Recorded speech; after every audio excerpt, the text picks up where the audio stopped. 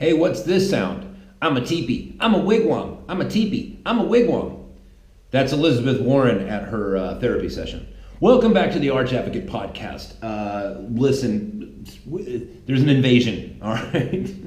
There's an invading force attempting to invade the mainland of the United States. That's never been done before, as far as I know. I know Japan tried to invade Alaska, but they found that the terrain was a little bit too much. Now listen, this is very important. This changes everything. This is, once again, I've talked about this over and over. The Democrats have wholesale resigned themselves to evil strategy and strategy of weakness and deceit and lies, and they've just completely resigned themselves to it. If 5 years ago you would have asked any Democrat, if you would have asked Barack Obama or Hillary Clinton or any of these people, like, how would you feel about a mass, coordinated, funded group of migrants numbering in the thousands, so, all together in a coordinated effort, invading the border of the United States? They would have said, no, that's crazy talk. No, of course not. Right? Barack Obama talked about, building, not building the wall, but certainly, enforcing the borders and tightening up on immigration. Bill Clinton talked about it. Right? And what have we seen from these people? What have we seen in their tactics? Like, I've said it a number of times. It's escalation, right? That's a word, and when it's used in a military context, it's excellent. If this thing doesn't work, then maybe you didn't have enough people, and if you didn't have enough people, enough boots on the ground, well, then you send more, and if you didn't have enough artillery, well, then you send more, and that act of sending more is escalation, and that's what we're seeing. Oh, President Trump was colluding with the colluding. He was colluding with the Russians, right? And that didn't work. It hasn't worked. 2 years later, Bob Mueller is about to announce that it's over. And I want to get into that because the timing of that is very important. It's a strategy. You must, listen, as a grown man, I don't like it when people tell me what I got to do. So I don't want to tell you what you got to do, but you got to do this, right? You must think about these things in a strategic, like, if you were the devil, right? If you were the enemy, if you were Attila the Hun, if you were Pol Pot, if you were Adolf Hitler, like, what would you do? What would the strategies, like, if you have the richest nation in the world that's getting back up on its feet, the giant appears to be awakening, and you want, you thought that you had that giant tied down and pinned down to the ground, but evidently it's getting back up. The lion's beginning to roar again. What do you do? What do you do in a panic to win, to get back your power? You've just been completely dethroned. How do you get your power back? Oh, this man was colluding with the Russians. Oh, he was sleeping with a porn star. And then and then she, what's the word? When you go and you force somebody to pay you money to keep quiet. Stormy Daniels goes to the president and says, oh, if you don't give me, what was it? Like, it was like $170,000. It wasn't very much money. If you don't give me this money, I'm going to go tell the press that, we slept together. So they march out this old worn out whore. Like, oh, see, we're going to get the power back now because now America knows that this guy, bangs whores. It's like, we already knew that. And then what was it? The pee tape. Oh, there's a tape. There's a video recording of Donald Trump paying Russian whores to pee on him. It's like, oh, okay, well, that's a little weird. Where's the tape? Oh, we don't actually have it. Oh, okay. All right. And escalating, and then it's the Parkland shooting, and they take these kids Right? They take little David Hogg, scrawny ass little David Hogg, and they pay a bunch of money to tour this kid around. Right? That's a coordinated effort. Like, people had to pay for that. Right? There's hotel rooms, there's flights, there's security, there's hundreds of thousands of dollars that have to go into that. They have to pay for an entourage for young David Hogg, right? Because he's skinny, he can't fight, so they have to put people around him to protect him. That stuff costs money. It's a coordinated effort. Therefore, it is a strategy for what? Oh, we want to cut off funding to the NRA. Oh, well, congratulations, leftists. Now, the NRA's never been as flush with money. And so what do they do with that? They go to the Young Turks and they say, hey, can you do this? Can you do these pieces, these video pieces where you say that the NRA is broke and they're going broke and all this? And they do that. It's like, dude, the NRA has never had as much money as they have right now. They've never seen as many donations as they've seen right now, because we can see what you're doing. We can see you're taking this 17-year-old kid and you're marching him around because he thinks he's being virtuous and whatever. You don't think that we see what you're doing? No, we're going to send money to the NRA. Say, yes, go grease some wheels. Go make sure that our Second Amendment rights are not infringed upon any further. Go see if you can reverse some of the things that have already been encroached upon. It's a strategy. And then what? What was the next thing? And then what was the next thing? You know what I mean? And then it was, oh, Donald Trump he's got these concentration camps down at the border. Look at these pictures of these kids being kept in dog cages. Oh, and then the truth came out. Oh no, those were taken during the Obama years. All that stuff, those horrific conditions that you can see, that was all Obama. And there's over 20,000 kids to this day that are missing. They're just gone. And there's some very serious allegations about child sex trafficking by, elected officials. And you bring that up to these people, you can bring it up to these people. Hey, what about these 20,000 kids? Oh no, not a single kid ever went missing. Not a single kid ever went missing during the Obama years. And they just clinch up and they shake their head. No. Nobody ever went missing during the Obama years. It's like, dude, over 20,000. Over 20,000. Nope, not one. And they can't hear you. When you talk to these people, they cannot. I was talking about this with Mike yesterday on the show. If you listen, I know that was like a 2-hour show. And if you listen to the whole thing, like, we brought up that thing. Now again, in defense of the left, like, as I said, was it 2 days ago when I had Mr. Williamson on from the Proud Boys, I told him, like, dude, just a few years ago, I think pretty much anybody would have considered me and my friends, my fellow Marines, like liberals, right? You go liberal in the classical sense, like, dude, if you want to smoke weed, smoke weed. I don't think it should be against the law. Not on a moral basis either, but just a purely historical, like, you look at the history of cannabis in this country and you have to look at it and be like, well, why did they choose to make this illegal? This is weird. So people would consider me a liberal, right?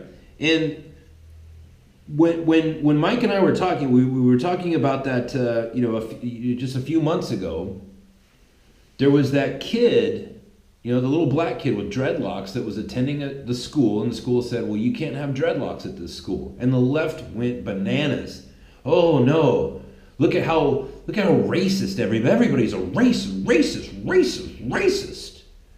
And it's like, oh no, if you just read the actual what's on the surface, like, you don't have to do any investigative journalism yourself. You can just read the story from the leftist organization. It was a private school. Private schools get to do whatever they want. If they have dress codes, then that's the deal. And if you don't like the deal, then you don't have to come here and give us your, king's ransom worth of money to have your kid attend here. You don't have to come here and pay your pound of flesh so that your kid can go here. If you don't like the rules, do whatever you want, man. It's a free market economy, baby. Do whatever you want to do. But if you come in here, it's, cardigans and ties and polished shoes and haircuts. IBM has the same thing. That's why they're called the boys in blue, because IBM has a dress code. And the dress code goes like this. It's blue. If you don't want to wear blue, you don't have to work at IBM. But if you do want to work at IBM, it's blue. You have to wear blue. And so Mike, he says, I just went on, and Mike is not a Christian, nor is he a fan of just about anything I can even imagine having anything to do with Christianity. But even he was looking at this as like, well, it's a private school. And so he gets online and he just leaves a comment. He's like, I don't see what the problem is here. This is a private school. It's just like joining the military, right? I had long hair when I went into the Marine Corps, right? The day I was driven down to, the station there, I had hair down to my shoulders. Believe it or not, right? If you're watching the YouTube, believe it or not. And they took it, and they never gave it back. But if I was a black guy and I had dreadlocks, same thing would have happened. You gonna say the Marine Corps is racist? Oh, well, no, Pete, you're just... See, you can't hear me. This was the point I made. It's like Mike goes on in this thing and he leaves this message like, well, I don't see what the problem is here. It's a private school. They have a dress code. And other leftists, right? Other liberals, because that's what Mike and myself and the other guys that I joined the Marine Corps with. I can't think of anybody who would call any of us, the four of us. Just a few years ago, everybody would call us liberals, and so now all these fellow liberals start attacking Mike, like, "Oh, you're a racist." And I said to Mike, "This is the problem: is that they can't hear you. They can't hear you. You say those words, and they cannot. Like you literally you pointed out one, sort of." In your face kind of fact, like it's a private school. That is a fact. There's nothing harmful. It's like this is a thing. This is part of the equation. And these people they couldn't hear him. La la la la la. Couldn't hear him. When you look at what's going on with this invasion, right? And if you look at it as a strategy, you have to keep in mind that when you bring up the facts to these people, they will not be able to hear you, right? Just like, remember going all the way back 2 years ago, Russian collusion. Okay, what is collusion? Wow, you're a Nazi, you're a Trump supporter, la la la la la la la. I can't hear you. No, I'm just asking. I've never heard that word before. Collusion. What is that? What does that word mean? La la la, Nazi. I can't hear you. They can't hear you. Stormy Daniels, a porn star. He had sex with her. We all knew. Donald J. Trump bought the Miss America pageant in front of everyone. He did it on TV. Everybody saw it. We all knew why he was buying it. Listen. Donald J. Trump is a poon hound. We know this. We've known it the entire time. La la la, I can't hear you. Like, you know what I mean? Like, so you see these pictures that were taken during the Obama administration. What, you Republicans, you're just always whataboutism. But what about it? Those pictures were taken during the Obama administration of those kids in dog cages at the border. They cannot hear you. Or at least what I'm asking you is to at least consider that possibility. That perhaps the reason why facts are so repugnant to these people is like maybe the reason that it seems to just bounce off of those people is because, well, what is that, Occam's razor? It's like, well, if that's the most simple explanation, then quite possibly that's what's happening. those words literally are not penetrating. They're just bouncing right off of them. They can't hear you. And when you bring up facts about, listen, there are approximately 7,000 to 10,000 people that are about to breach our border. These are not refugees. That word refugee, again, word snob time. Oh, by the way, Bryce Warbenick had written me, and he says, by the way, I've recently become a word snob, or at least given it a name. Yeah, listen, I'm a big fan. I think that everybody should have no less than two aspects of their life that they're snobby about.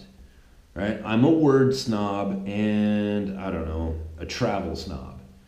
Right? But then, you get around gearheads and it's like, okay, those people are car snobs. We need people to be car snobs. Right? Because they're like the taste makers, you know what I mean? Those are the people that tell us what's cool to drive and why it's cool to drive and, whatever. And then there's clothing snobs, and then there's food snobs, and you know what I mean? Like, we need those people because they're, in their area, like, they're the tastemakers. Well, one of the things that I'm snobby about is words. Like, man, you have to be precise in your language. You go around, start calling everybody a refugee. It's like, well, hold on a second, hold on. That word refugee has a very specific meaning. And as a matter of fact, the world came together in, 1951, right? So right after the Second World War, the whole world came together and said, listen, we're going to sort of take some sandpaper and add some definition to the word refugee. The convention relating to the status of refugees, also known as the 1951 Refugee Convention, is a United Nations multilateral treaty that defines who is a refugee and sets out the rights of individuals who are granted asylum and the responsibilities of nations that grant the asylum. Okay, you can read the whole thing. I'm not going to do it for you, but you can read the whole thing. There is a very specific definition that the world came together and agreed upon. So, okay, this is what a refugee is, and for everybody that's a part of the United Nations, this is what your rights and your responsibilities are regarding the treatment of refugees. And identifying who is a refugee, and who is a migrant, and who is an invader. 7,000 people mobbing up to the border is no longer even a migrant. By the definition of the word refugee, both by Merriam-Webster and by the United Nations, these people are not refugees. When people use that word like, oh, they're just refugees, it's like, where are you getting, what do you mean by refugee? Well, I mean, they're poor. That's a different word, different meaning, different word. Well, I mean, they're just migrants, not 7,000 of them. That's a force. And furthermore, the timing of it is impeccable. It's called the November Surprise, and it happens every 2 and 4 years. You watch, right? Like in these next 2 weeks, between now and November 6th, you're going to be seeing a lot of tactics being played out. What you are seeing right now is a well-funded, well-coordinated tactic by people who want to undermine the sovereignty of the United States. George Soros. It's not even, remember Hillary Clinton, vast right-wing conspiracy? It's no longer even a theory anymore. We just saw Hillary Clinton, announcing George Soros at a party, like, oh, this is the good guy, whatever. Like, they're not even trying to hide it anymore. George Soros is paying for these migrants to come up to the border, and there's proof. It's not even a theory. It's definitely a conspiracy, but it ain't a theory. And why? Because they've exhausted everything else. They tried to railroad Brett Kavanaugh, and it didn't work. They tried to paint Donald Trump as some sort of traitor to his nation, and it didn't work. They tried to paint him as some pervert who gets peed on. It didn't work. You see what I'm saying? These things, the Democrat strategy of oh, well, it looks like there's enough young people that we can start spreading the gospel of socialism. So let's roll out. Remember this 2.5 years ago? Let's roll out this old man, this sweet-looking old man who looks like a Muppet, and he'll get out there, and nobody will be mean to him because he's old and he's sweet and he's got beads of spit in both sides of his mouth. Surely nobody will be mean to him. And they got him up on stage and said, "Okay, Mr. Sanders, let's talk about economics." At which point he completely lost his marbles, and that's, everybody saw through it. And so what did the Democrats do after that? Well, if the sweet old man didn't work and people were able to be mean to him, let's roll out this girl who's, I don't know, about a 7. She's not a bad looking broad. Let's roll her out.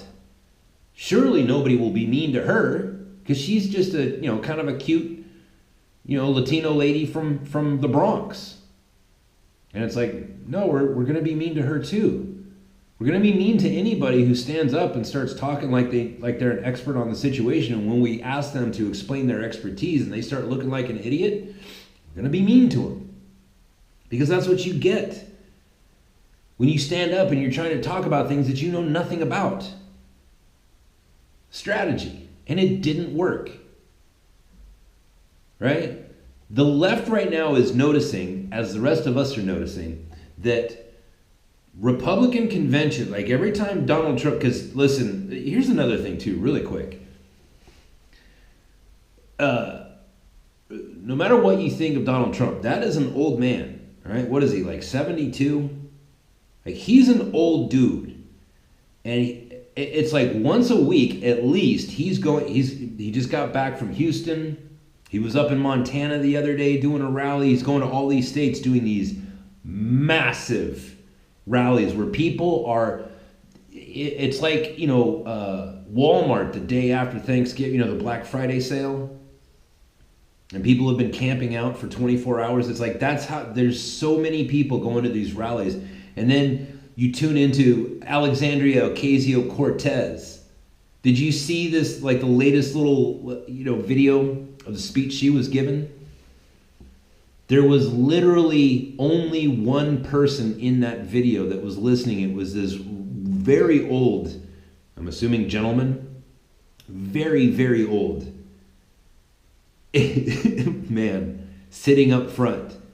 That's the crowd that Ocasio-Cortez is drawing. Barack Obama just did, right? Now he is the messiah for the Democrats, right? Did you see his rally? There's a couple thousand people there, maybe. But, the Democrats, they're seeing Donald J. Trump is selling out stadiums. People are packed in. People can't even get in. They're so packed. The red wave is coming. November 6th. You can put money on it. You can see the turnout of people who show up to listen to, Hillary Clinton exhaust some of her gas, or Barack Obama standing up there taking credit for everything. And it's like, dude, like Democrats, you don't understand. Like, you're not losing, you lost. Nobody wants to hear you anymore. Nobody wants to hear you anymore. And now the United States, like the rest of the nation, we can see it on TV. On Twitter, we can see that people are going to listen to Donald Trump, go listen to Ted Cruz, and go listen to these people. And we're leaving you in the dust. And so what do they do as a last-ditch effort? George Soros goes down and pays. Listen, okay, let me get into this really quick. Because you could say, like, well, Pete, like, there's really no way that you can know that.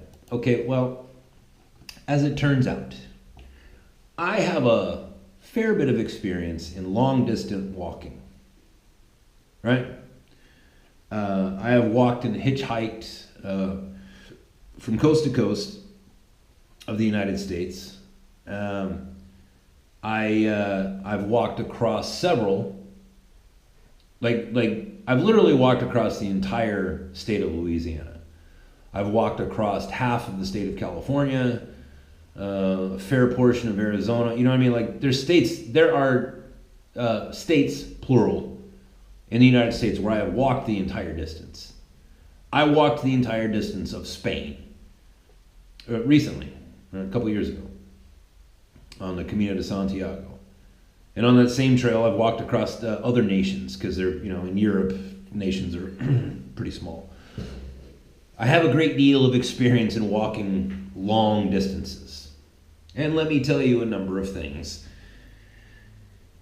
Number one, when you see this footage, you see fat people wearing flip-flops that have traversed 500 miles in 4 days.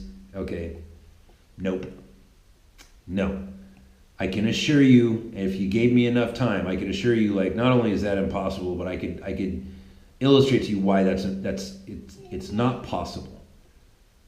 It's not possible. When you start long distance walking, here's a good idea. You know how we all need to drink more water? Like, we all know, like, dude, I gotta start drinking more water. My skin is getting dry. I'm not sleeping well at night. Like, I need to drink more water. You want to know how to force yourself to drink more water? To drink a gallon every day? Put on a backpack, right? Get a water bladder, like a Camelback, water bladder, and go walk on the Pacific Crest Trail. Just start walking. And you will find that day, right? That day, you will drink a gallon of water, and every day after that. And at first, you won't be peeing very much, right? Because your body goes through this whole adjustment period where it's like, oh, thank God, there's water. Let's save it all. Then after a couple of days, you start pissing like a racehorse, and all this, colorful yellow stuff comes out. And then after that, it's, you start peeing crystal clear. Okay, when you start walking long distance like that, there is an immediate need for water. And if you don't get it, you'll die. Right? And then there's food. When you are long distance walking, you have to burn a lot more calories. You have to have food and water. And you have to have proper footwear. Because another thing that happens when you go on long distance walks is blisters. That is a very real part of long distance walking. I can show you nasty pictures of my feet that I've taken where my feet were just bloody stumps. And I'd have to tape them up and put the socks back on and put the shoes over that, and it was painful, and every step I took was like stepping on a lightning bolt. It hurts. And you're going to tell me that 7,000 people who, you can see the footage, that not all of these people are Lance Armstrong. Let's just put it that way. There's a lot of fatties in there. There's a lot of fat people in there. There's people with kids, which is a whole nother dimension of long distance walking that I can't even fathom. And I can fathom just about everything because I've done it. All right? I've never climbed Mount Everest. I've never climbed Mount Rainier. I have friends who have. Right? So there's a couple of things that I can't fathom just because I've never done it. And you know what else I've never done? Walked with kids. I can't even imagine how difficult having 4 kids in tow, that just, and the food and the water that would, the needs that would come with. This is a coordinated event. You've seen the videos of the trucks, the semi trucks, whereas if you're in Europe or England, it's lorries, right? With the trailer beds, right? With the as they're called, tractors. The tractor trailer full of invaders. You could, leftists are going to look at that and be like, oh, look at these kind-hearted truck drivers. Look at these, benevolent truck drivers that are just trying to help these poor refugees. Okay, well, let me break a couple things down on that note. Diesel gasoline costs money. Those are poor people nations. Diesel gasoline Diesel fuel, fuel oil, heating oil, home heating oil, whatever it is that you want to call it, diesel costs money. Those are poor nations. Mexico, Guatemala, Honduras, they're not known for their opulence. They're not known for their generosity because those are poor people. And diesel costs money. On top of that, those tractors, right? Those semi trucks, or what you people in England and Europe call lorries, they get about 5 to 7 miles per gallon. That's the reason why they have those gigantic tanks on them, is because they don't get very good gas mileage. 5 to 7 miles. 10 miles if you're driving a brand new truck and you're going downhill the entire way. They don't get good gas mileage. And that fuel costs, I don't know, what, $3-4 a gallon? You want to tell me that those truck drivers are being benevolent? You don't have the money for that. You're going to tell me that a small business owner who owns one truck and his family depends on him making deliveries and getting the payments for those deliveries, he's just going to stop what he's doing and say, hey, everybody, get on my truck. I'm going to drive you to America. No. 2,000 miles? No. No, that's not what's happening. Somebody's paying for that transportation. And on top of that, you don't see multiple people doing that. You know what I mean? Like that is a coordinated, funded thing. It's an invasion. These people are being paid. And that's another thing. Like, you're going to tell me that 7,000 people all simultaneously decided together. Right? These are people that, do they all have each other's phone numbers? How did they all decide all at once? You talk to liberals about this, it'd be like, oh, they're just refugees, man. I thought Jesus said you had to, and they'll do that too, by the way. Well, you Christians with your Bible. Okay, all right. Show me in the Bible then. Since you want to drag God into this, why don't you open up that Bible and show me where it says that? Take your time, right? This is the thing about leftists. There's that old saying, givers have to have limits because takers never do. This is who these people are. This is the difference between using compassion and being a bleeding heart. The compassionate person looks at the poor person and says, okay, let's figure out how I can help. Let me see what I can do to remedy this situation. The bleeding heart says, let me figure out a way that I can force you to help that person. Because I don't want to do it myself. George Clooney doesn't want to have, J.K. Rowling doesn't want to have migrants in her house. She doesn't want to have African migrants in her house. Neither does George Clooney. They want the government to force you to take migrants into your house. Because that's a bleeding heart. And once the government seizes your property and forces you to live with a rapist and a murderer, then guess how they're going to feel? They're going to feel virtuous. I did a good thing, they will say in their heart. I don't understand how everybody doesn't have $50 million. All I did was write a book and somebody gave me $50 million. Or in J.K. Rowling's case, $1 billion. I don't understand why everybody doesn't have $1 billion. Why can't everybody just write a book and have $1 billion? How come everybody can't just show up on a movie set and work for 4 months and get $20 million? Everybody should, this isn't very hard work, people.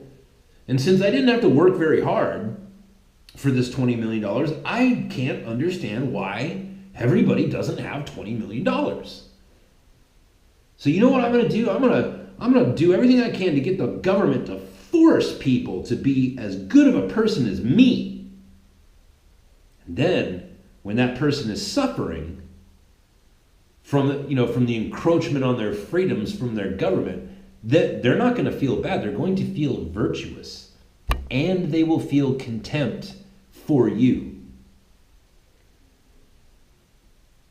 When these Democrats, when you have to understand when they attack you and when they come to steal your freedoms as they have been doing, it does not enter into their mind that they are doing wrong. The more they attack you, the more contempt they have for you. They see you as weak, and then they resent you for being weak. That's why this thing keeps escalating. This is far from over. When these people have made the decision, like, we are going to have a bunch of people move to invade the borders of the United States, they don't give a damn about those Honduran people or the Guatemalan people or the Nicaraguan people. They don't give a damn about those people. What they want to see is blood. Because that is the decision the United States is now going to have to face. Bloodshed. For the first time in our history, we're going to have to defend our own border with guns.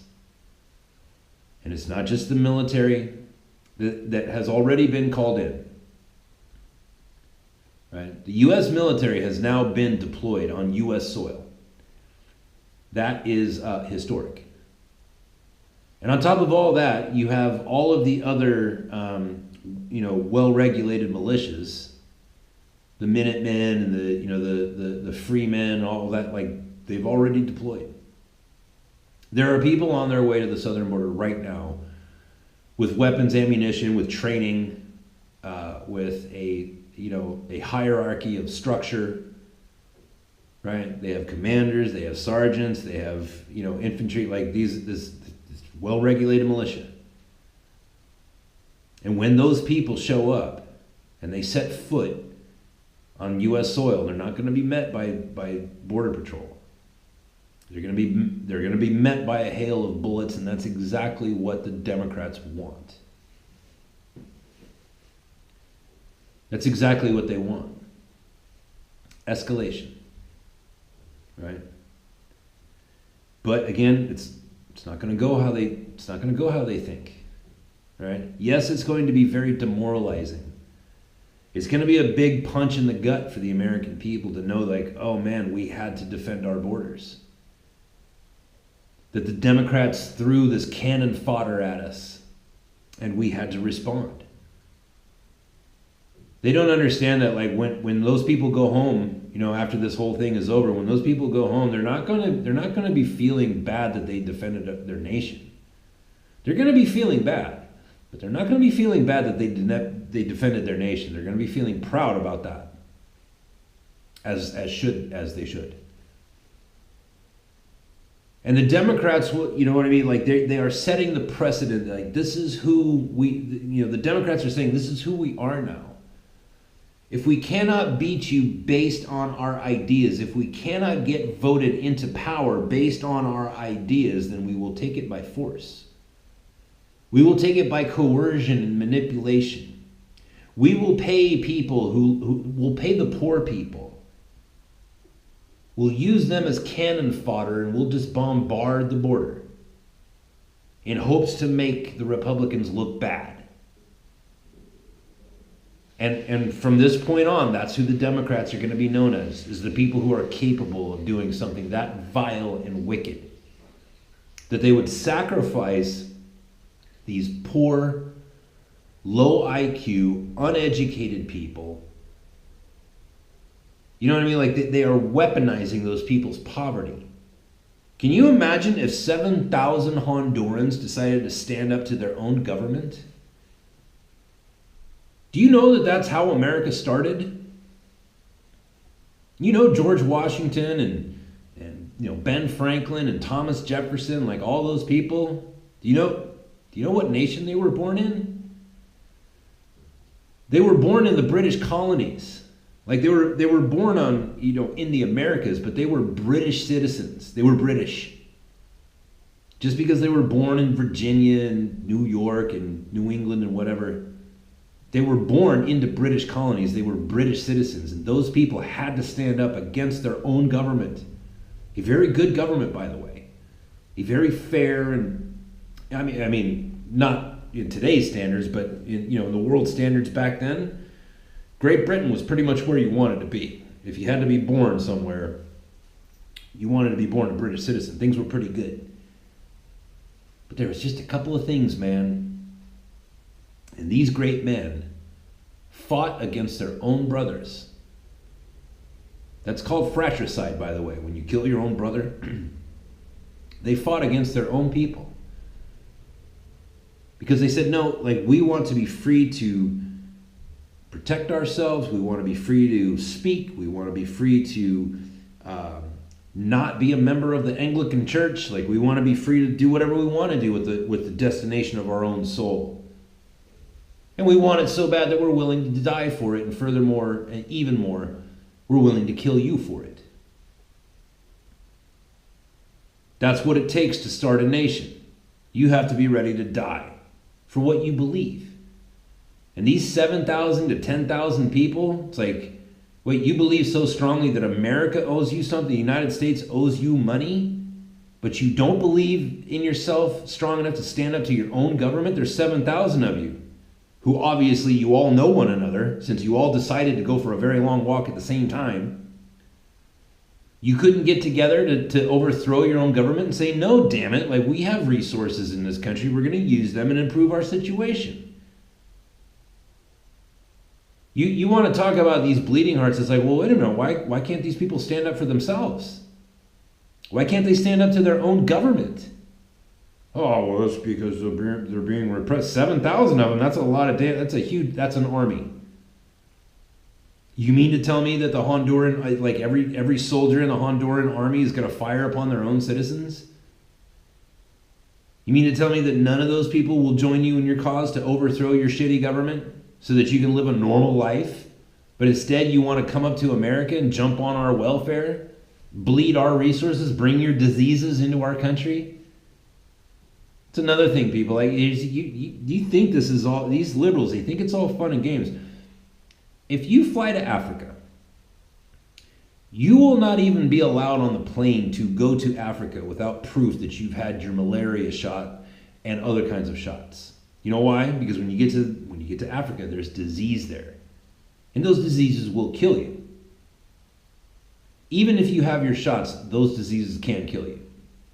Like, when you get your malaria shot, you go to Africa, you're still probably going to get malaria. It's just with your shot, you've got a better chance of living. There's a reason why we don't let Africans just fly right into the United States. They have to prove that they've had their shots and that they're not infected. We've had several, like in the late 90s, there was a huge spinal meningitis outbreak in Southern California in babies. They couldn't figure out, like, why are all these babies coming into hospitals with meningitis? Well, it turned out there was a whole bunch of Chinese immigrants that came up, no surprise, through the southern border. They hadn't gotten their shots.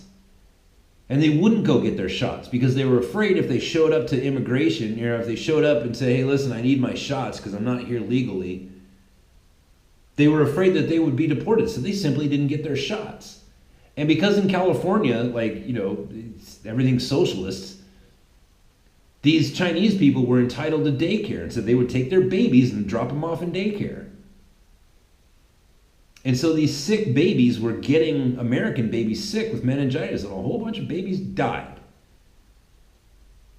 These liberals that expect you to be virtuous so that they can feel virtuous, like, they don't think. There are diseases coming up from the South, like polio, which, thanks to socialism in Venezuela, is making a huge comeback. Polio. You heard me.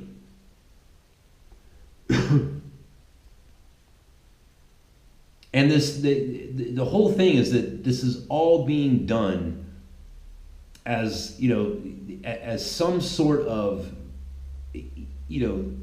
self-congratulating virtuous act. All right, these people want to feel virtuous, like, oh, we have to help the children. You know? And that's how they're going to look at you. And it's like, okay, well, fine. You know, what I'm saying is, like, they're going to call you a racist. Your liberal friends are going to call you a racist. It's like, okay, well, then I guess I'm a racist. Whatever. You can call me whatever names. Oh, President Trump said he's a nationalist. That's like Hitler. Okay, well, then I guess I'm a nationalist. Whatever. You can hurl all the names that you want at me, but what you may not hurl at me is invaders. I don't care what names you call me. You're not going to invade my nation. So be ready, you know, dear Christian, dear conservative, be ready, because we are about to see bloodshed. And it's going to change everything. It's going to change everything. And the nature of politics in our nation, the way that we relate to other countries. President Trump already said, hey, Honduras, if you don't get this under control, I'm not giving you any more money. And we give those people like $300 million a year. Imagine that. Imagine winning the lottery every year. And then all of a sudden it's like, nope, no more money for you. This is going to change everything. And in the long term, for the better. Right?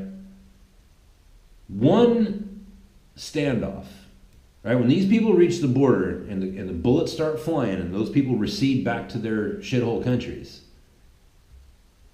after that, you know, yes, that's a terrible fate, and I wish it wasn't so, but that's the nature of things, man. If you invade our country, if you try to invade our country, right? Like General Mattis said, like, please, I'm begging you with tears in my eyes. Please don't do this, because I am prepared for this. We've been prepared our whole lives. We've been taught our whole lives of the sacrifice that had to be made in order for us to have this more perfect union. People died. People laid their lives down, not for the sake of the people standing next to them, but and not even for their own children, but for their children's children. They wanted a nation. They had the vision, like, if this works, if I go out on the battlefield and I die believing that this experiment called the United States will work. Because I believe that there's enough of us that are ready to die for it that we will win. And they were right. That's who we are as American people. White, black, Asian, Puerto Rican, whoever you are as an American, this is who you are. And now, for the first time in a very long time, we are being made to defend our borders once again. For the first time since you know, the last time this happened, there were no borders because there was no nation. There were just the colonies. You know what I mean? Like, it's that profound. The mainland has never been invaded. The last time the mainland was invaded, it was the British. Right? So that's where we are as a people. But anyways, listen, don't let people tell you, like, oh no, these are just people. They're give me you're poor, you're tired, you're ready. It's like, dude, there's 7,000 of them, and there's trucks that are taking them. These are not long distance walkers. These are people, you look at the video, it's like, find me the guy with the backpack. Not one. You know what I mean? These people are not walking for 2,000 miles. They are being transported to our borders by George Soros and the Clinton Foundation. This changes everything.